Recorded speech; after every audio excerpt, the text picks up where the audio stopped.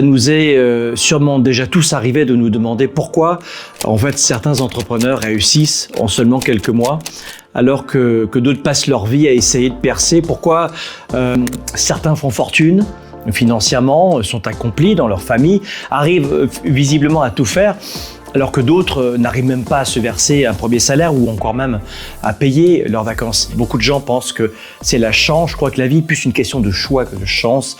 On n'a pas le choix d'avoir un cancer, le choix d'avoir une entreprise parfois qui fonctionne moins en fonction de son marché, mais on a le choix de la réaction, de rebondir, d'être flexible.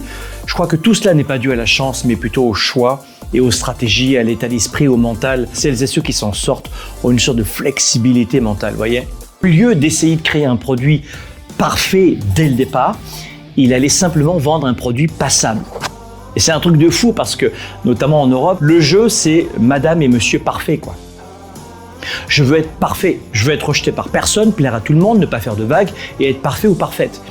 Et ça c'est génial parce que on voit que de l'autre côté de l'Atlantique, Canada, États-Unis, il y a une tendance complètement aux antipodes. C'est qu'on fait limite du bootstrapping, on lance et on verra bien. Lui, ce qu'il explique dans ce livre, et c'est super, je trouve, c'est qu'il a fait le minimum syndical finalement. L'objectif étant d'améliorer le produit au fur et à mesure grâce au retour des clients.